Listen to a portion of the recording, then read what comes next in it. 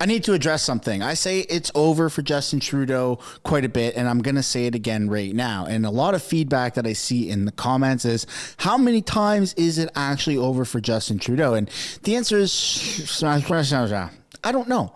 I don't know. The only hope that we have is the next scheduled federal election, which is October 25. But today, it is over for Justin Trudeau on social media. There's an immense amount of backlash from premiers across Canada for the recent move that Justin Trudeau has done for Atlantic Canadians, where if you're on home heating oil, if you use oil for home heating in Atlantic Canada, then you're exempt from the carbon tax only for Atlantic Canadians. But if you or I are on gas, home heating, or electric, or whatever it is, you're not exempt. And the way that around that is, if your province becomes liberal, then Justin Trudeau will give you a tax break. Welcome back to another video, everybody. This pisses people off, and it's going to continue to piss people off. So we're going to take a look at a breakdown of what exactly is pissing people off. But before we get into it, I want to encourage you to give a like and subscribe if you haven't yet already. Really helps grow the channel, as well as remind you that if you want a Mr. Sunshine Baby sticker, me on a moose, then the link for that is down in the description or the pinned comment below. Now, in addition to redirecting you to liking the video and subscribing and going to get a sticker, I also want to direct your attention to X. I am becoming a little bit more frequent in my posting on X. The link for that is down in the description if you'd like to follow me. And this is a tweet that I made literally 1 minute ago at the time of this recording. Everyone is turning on Justin Trudeau. The momentum is hot right now for premiers to take a stand against the carbon tax. For a progressive and inclusive government that Trudeau self-identifies as, it's pretty discriminatory to allow Atlantic Canadians on oil home heating an exemption from the carbon tax. And well, I'm not the only one that has something to say about that. This is a premier of Saskatchewan, where he says Justin Trudeau has provided a carbon tax exemption on home heating for families in one part of the country, but not here. It's unfair, it's unacceptable, and here's what we're going to do about it. Last week, Prime Minister Trudeau announced a 3-year exemption on the carbon tax for home heating oil. This exemption is primarily for families in Atlantic Canada where heating oil is used in 40% of their homes. In making this announcement, the Prime Minister has effectively destroyed 2 of the myths that he has created about the carbon tax. First is that the carbon tax is affordable, because most Canadians receive more back in rebates than they pay in carbon tax. If that were true, why would he need to remove it as an affordability measure on home heating oil for families in Atlantic Canada? And the second myth is this, that it's a tax that's being applied fairly in all parts of the country based on a set rate per ton of greenhouse gas emissions. Home heating oil is used primarily in one part of the country, and it has higher greenhouse gas emissions than other heat sources, like natural gas, that is used in most Saskatchewan homes. So the Prime Minister chose to make life more affordable for families in one part of the country, while leaving Saskatchewan families out in the cold. How is that fair to families here in our province, where affordability is also an issue, where winters are cold, and where most of us use natural gas to stay warm? And now, a federal minister has said if people out west want a carbon tax exemption, we should elect more Liberals. This is no way to run a country. As Premier, I cannot accept the federal government giving an affordability break to people in one part of Canada, but not here. It's highly discriminatory. Like, Justin Trudeau prides himself on the cabinet, the Liberal cabinet, being 50% women, 50% men, and anyone else in between. Also, in addition to that, Justin Trudeau prides himself on being very inclusive to everybody, yet he's discriminated against a higher emissions version of home heating. As you just heard the Premier of Saskatchewan say, and you've probably heard from other people as well, that using gas is actually more efficient and more economical for a heat source. So it doesn't make any sense, aside from the fact that he's trying to buy votes. That's literally it. It's political, it's politics, and he's trying to gain more votes by making this move, and it's backfiring massively. So today, I am calling on the federal government to offer the same carbon tax exemption to Saskatchewan families by extending it to all forms of home heating, not just heating oil. It's only fair to other Saskatchewan and Canadian families. Hopefully that exemption will be provided soon. But if not, effective January the 1st, Sask Energy will stop collecting and submitting the carbon tax on natural gas, effectively providing Saskatchewan residents with the very same exemption that the federal government is giving heating oil in Atlantic Canada. Okay, this move right here is a total baller move. And first of all, we're not done the video. There's a little bit more to watch, but we're also going to take a look at what Danielle Smith has to say afterwards. So I highly encourage you stick around for the entire video because this is amazing. And I would encourage, not that I am under the assumption that premiers of different provinces and territories are watching this YouTube channel, but I would highly encourage to, one, add social pressure to your premier, either on X or email them or call them and be respectful, obviously, to exempt your province from the carbon tax if Justin Trudeau is not willing to remove it the way he has done in Atlantic Canada.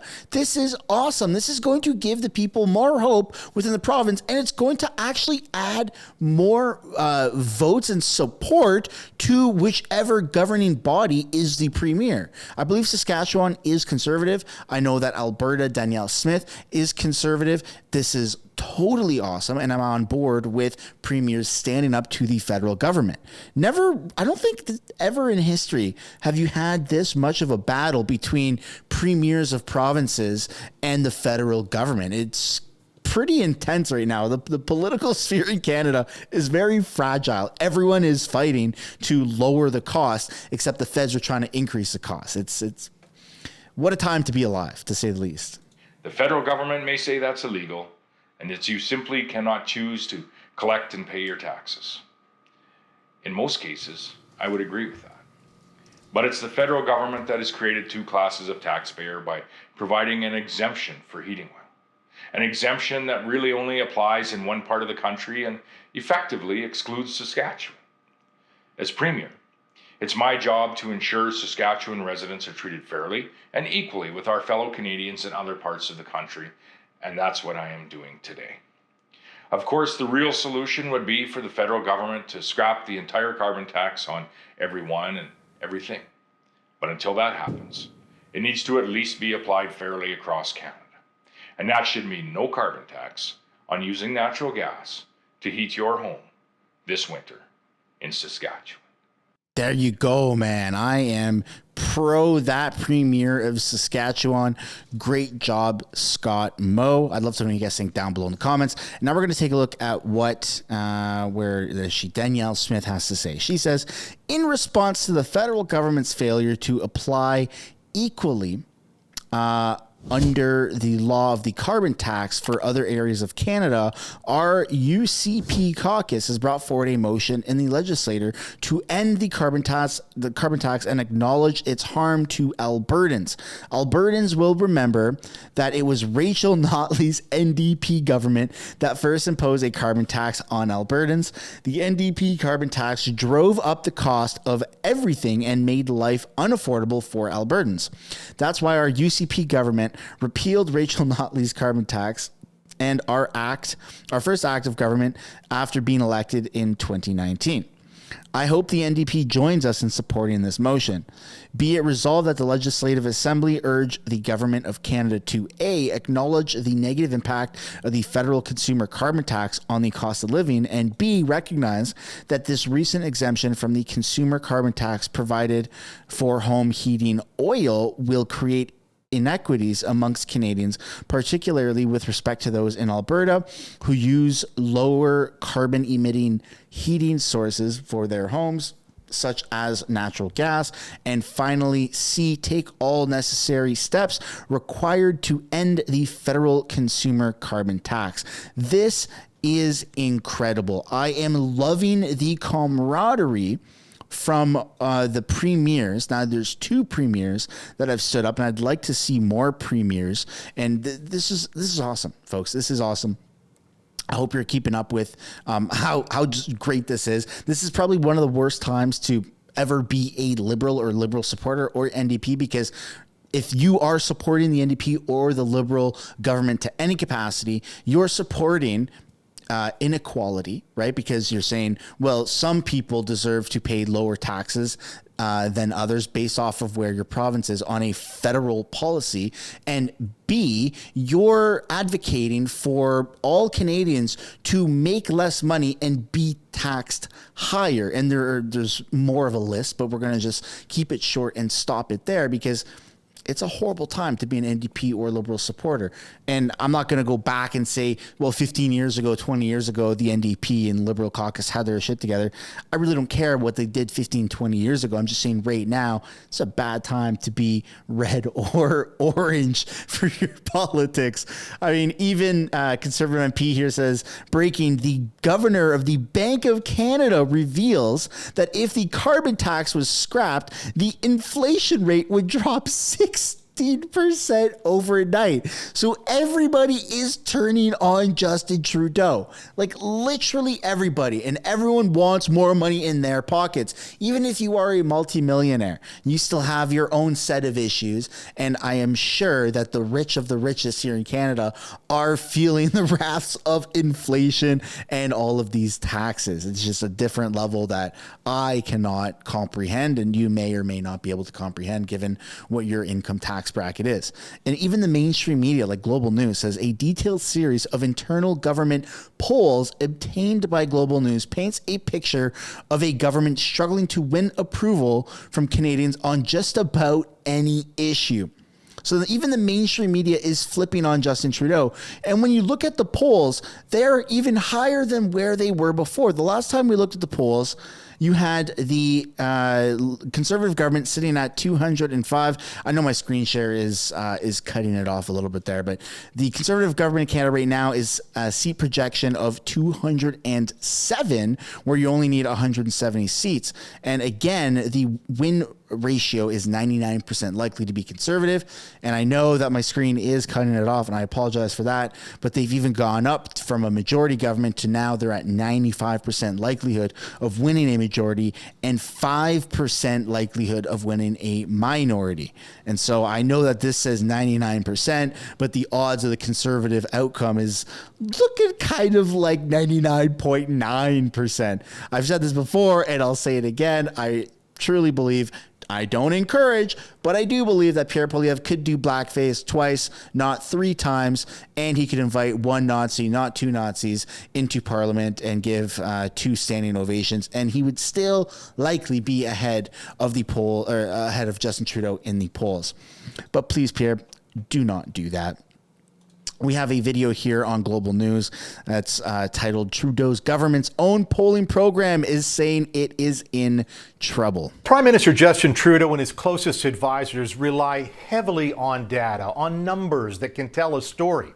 Trudeau's PMO, in fact, is the first in history to ask the Privy Council Office, the PCO, to run a comprehensive weekly polling program to track its own performance and keep on top of the issues Canadians think are important.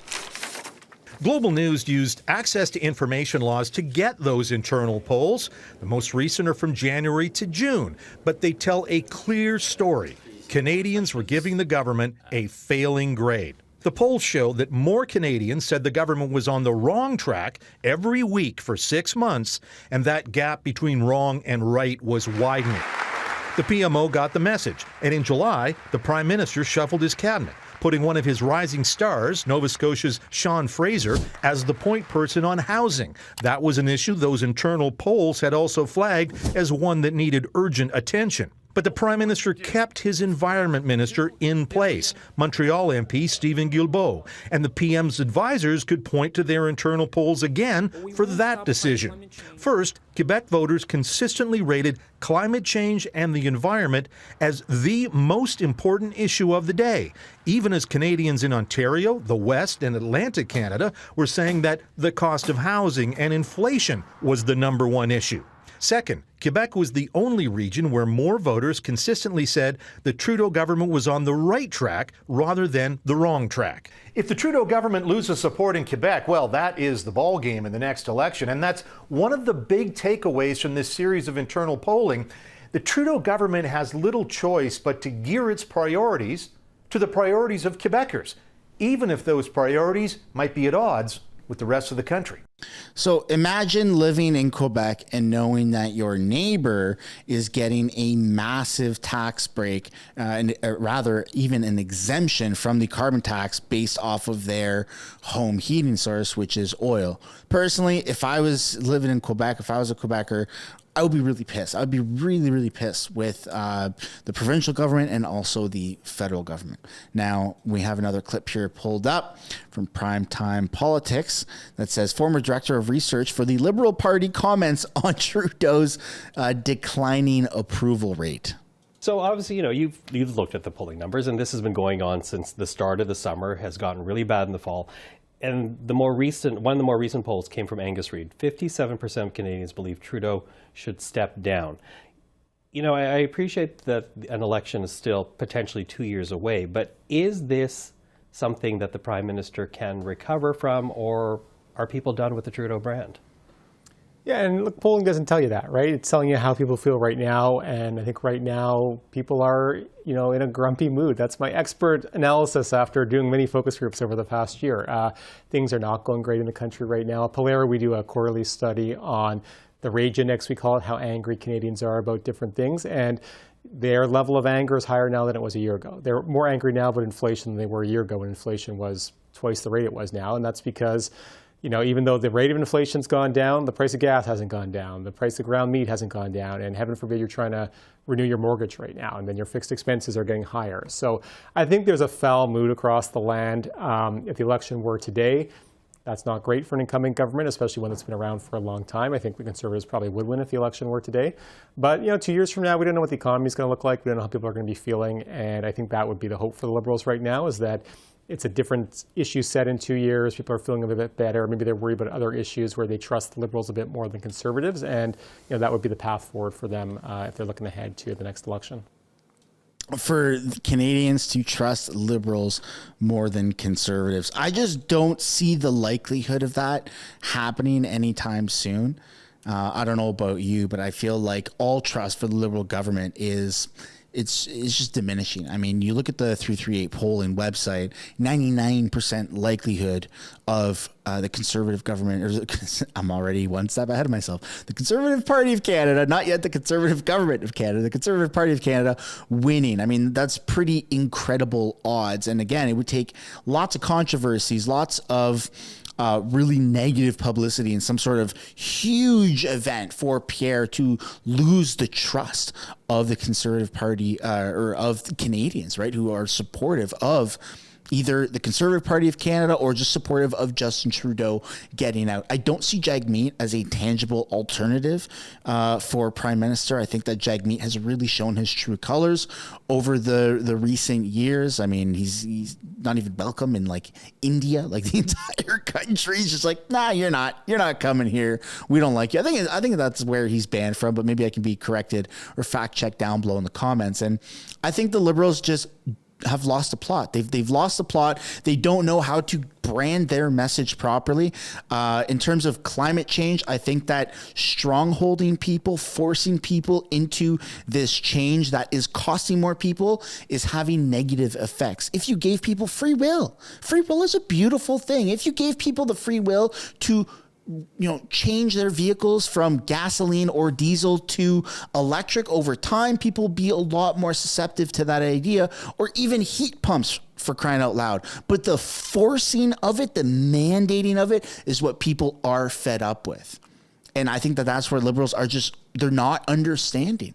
Give people free will and you may have a better chance. But I should probably shut up and stop giving the Liberals some pointers. But I mean, I could probably give them all the pointers that they want. And I think the Conservatives would still come out on top. I think it's all about, a lot of it is free will and money. Climate change, people don't care when it's costing them so much money. The affordability here in Canada is in total crisis mode. DEFCON 27, for crying out loud. Okay, it doesn't even go that high, but we're going to make it that high because that's how bad it is. You have people that are making good money, good wages, and they're stuck renting. They can't afford a house. And so who cares about climate change if you can't even afford groceries or rent? Like, who cares? That's the point. And that's the point that the Liberals have it's gone over their heads and they're missing the plot. But I'd love to know what you guys think down below. Do you agree, disagree with any of the points that were mentioned or even my opinions? I'd look forward to reading what you guys have to say down below in the comments when the video is posted. Thank you so much for watching this video. Don't forget to give a like and subscribe if you haven't yet already, and I will see you all in the next one. Bye for now. Thanks so much for making it to the end of the video. If you want to support the channel financially, you can do so by checking out the merch shop linked right up there. Or if you want to do something for free, which is also absolutely acceptable and highly encouraged, you can subscribe right there. If you want to continue watching videos like this, you can do so by clicking or tapping right there to watch the next upcoming video. And if you want to watch a little bit of different content, but also Canadian stuff, you can do so by clicking right up there. That's my second channel, House of Canada, also known as the House of Commons Highlights. Thanks so much for watching. I look forward to seeing you in the next video.